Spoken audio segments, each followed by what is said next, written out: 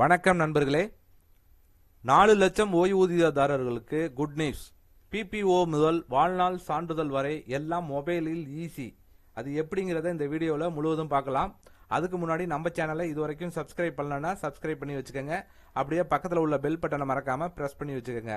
அப்போ தான் நம்ம சேனலில் இது போன்ற வீடியோக்களை அப்லோட் செய்யும்போது உங்களுக்கு தொடர்ந்து கிடைக்கும். வாங்க வீடியோக்குள்ளே போகலாம். மத்திய தொலைத்தொடர்பு துறையில் பணியாற்றி ஓய்வு பெற்ற சுமார் 4 லட்சம் மூத்த குடிமக்களின் வசதிக்காக மத்திய அரசு முக்கியமான டிஜிட்டல் நடவடிக்கையை எடுத்துள்ளது. தொலைத்தொடர்பு கணக்குகள் தலைமை கட்டுப்பாட்டு அலுவலகம் உருவாக்கிய சம்பன் ஓய்வூதிய மேலாண்மை அமைப்பு தற்போது உமாங் செயலியுடன் இணைக்கப்பட்டுள்ளது. இதன் மூலம் ஓய்வூதியதாரர்கள் தங்களின் ஓய்வூதிய ஆணை விவரங்கள் மற்றும் வாழ்நாள் சான்றிதழின் செல்லுபடியாகும் காலத்தை இனி அரசு அலுவலகங்களுக்கு செல்லாமல் மொபைல் மூலமாகவே உடனடியாக அறிந்து கொள்ள முடியும்.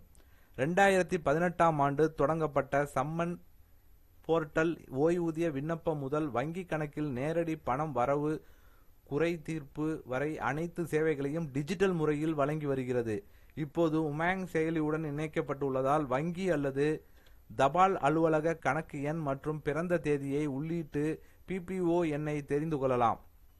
அதேபோல் பதிவு செய்யப்பட்ட மொபைல் எண் அல்லது ஓய்வூதிய கணக்கு எண்ணை பயன்படுத்தி வாழ்நாள் சான்றிதழ் எவ்வளவு காலம் செல்லுபடி ஆகும் என்பதையும் பார்க்க முடியும்.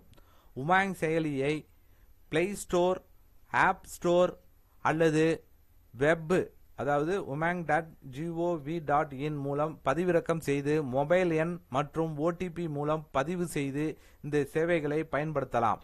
இந்த ஒருங்கிணைப்பு ஓய்வூதியதாரர்களின் வசதியை அதிகரிக்கவும் வெளிப்படைத்தன்மையை உறுதி செய்யவும் செய்யப்பட்டதாக அதிகாரிகள் தெரிவித்துள்ளனர். ஓய்வூதியதாரர்களுக்கு ஏதேனும் சந்தேகங்கள் இருந்தால் துறையின் கட்டணமில்லா உதவி எண்களை தொடர்பு கொண்டு விளக்கம் பெறலாம் எனவும் கூறப்பட்டு இருக்கிறது. இந்த வீடியோ உங்களுக்கு பயனுள்ளதாக இருக்கும்னு நினைக்கிறேன். இந்த வீடியோ உங்களுக்கு பிடிச்சிருந்துச்சுன்னா லைக் பண்ணுங்க. உங்களுடைய கருத்துக்களை கமெண்ட் செக்ஷனில் கமெண்ட் பண்ணுங்க. உங்கள் உறவினர்கள் நண்பர்களுக்கு ஷேர் பண்ணுங்க. மீண்டும் இதுபோன்று வேற ஒரு வீடியோவில் சந்திப்போம்.